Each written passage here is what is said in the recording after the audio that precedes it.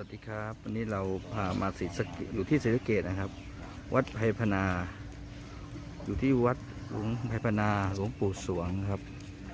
นี่นะครับโอ้ดูไปบรรยากาศเรื่อยๆนะครับที่เต็นท์อันนี้เรียกอะไรครับเนี่ยตรงเนี้ยอันนี้เราก็เรียกไม่ถูกกันนะ สถาน เป็นหลวงปู่สดเหรอ ไม่ใช่เป็นที่เก็บสรีระหลวงปู่อ่ะ อ๋อหลวงปู่สวงนะครับ อ่า ปู่สวงนี่ฉายาอะไรนะครับ เทวดาเดินดินหรือเทวดาเล่นดิน อ๋อเกจิอาจารย์ดังแห่ง อีสานใต้ อีสานใต้ครับโอ้โห บายเจ๊กเตียงอ่ะเขาก็จะเรียกหลวงปู่ว่าบายเจ๊กเตียงเราก็เรียกไม่ถูกเราปู่ก็ชอบไก่แล้วกัน ชอบไก่แล้วครับ อืม ขึ้นทางนี้ เดินขึ้นมา ครับสวยงามครับพา FC มาดูนะครับ วันนี้เราอยู่กันที่ศรีสะเกษ หลวงปู่สิงห์ ครับศรีสะเกษ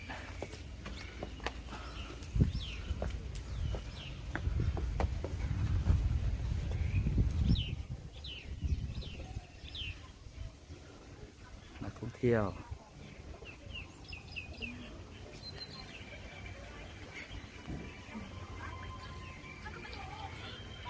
ตึงตึงตึง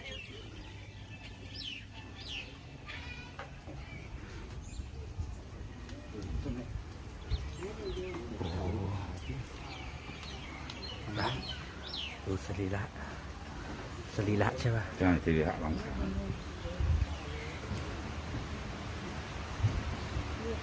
ใครก่อนนะครับ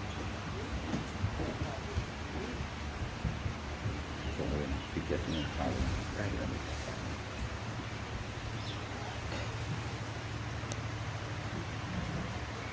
เดี๋ยวเราต้องเดินรอบ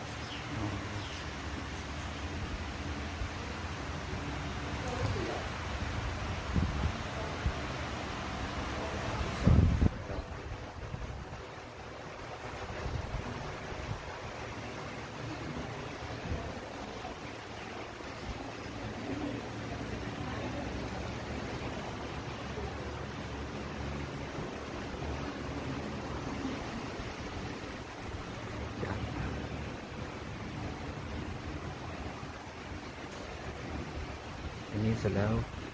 เราก็ต้องเดินลอดนะครับลอด